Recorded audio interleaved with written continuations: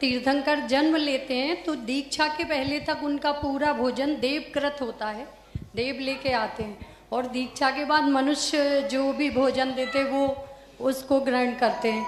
तो महर्षि ऐसी क्या उनकी शारीरिक व्यवस्था होती होगी कि इतना दिव्य भोजन भी वो मतलब हो जाता, क्योंकि निहार तो होता नहीं है दोनों में। तीर्थंकर को जन्म से ही आहार तो वो लेते हैं, बहुत पावरफुल आहार होता है उनका।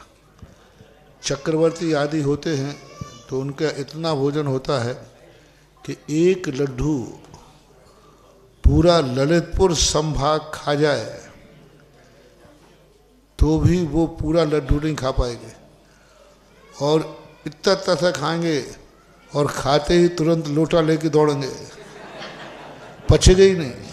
इतना गरिष्ठ होता है, इतना गरिष्ठ होता है, उसके बावजूद भी उनको निहार नहीं होता है। ना मल जाते हैं, ना मूत्र जाते हैं, ना पसीना आता है, सारा डाइजेस्ट हो जाता है, सब पच जाता है। उनकी एक अलौकिक शक्ति होती है, इसलिए तो उनकी शक्ति कितनी महान शक्ति होती है। और जब वो दीक्षा ले लेते हैं तो उनको तो 63 रिद्धियाँ प्राप्त हो जाती हैं। इस भोजन का कोई महत्व ही नहीं रहा। क्या 6 महीने 11 महीने 11 महीने 13 महीने 7 दिन के बाद क्या लिया? 3 अंजलि गन्ने का रस, ये कोई भोजन है क्या? कितने दिन के बाद? 1 साल भर के बाद ध्यान में बैठे हो, 3 अंजलि गन्ने का रस लिया। ये तो नाम मात्र को था, वो तो एक चर्या का प्रदर्शन। दीक्षा लेने के बाद आहार उनका मात्र एक दस्तूर मानो। कोई 2 गिलास लेकर बैठ गया, कोई 3 अंजलि जल लेके बैठ गया, कोई 1 अंजलि खीर लेके बैठ गया। तो वो तो नैमित्तिक क्रियाएं हैं। उनकी सबसे बड़ी शक्ति होती है रिद्धियाँ।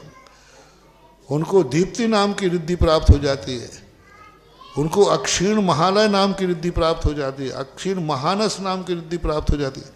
जो 1 अंजलि ग्रास भी इतना पावरफुल बन जाता है रिद्धियों के माध्यम से।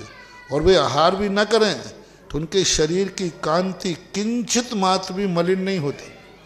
शरीर में जैसे आप लोग उपवास करेंगे तो शरीर में मुरझाहट आएगी, होठों पे पपड़ी आ जाएगी, गला सूखेगा, उनका ऐसा कुछ नहीं होता। इससे दीक्षा के बाद उनकी तपस्या, साधना और संयम का जो प्रभाव है और तपस्या का जो प्रभाव है, उस कारण से आहार कोई मायना नहीं रखता। और गृहस्थ अवस्था में मायना रखता है तो देवताओं के द्वारा आता ही है। नमोस्तु। आज पूज्य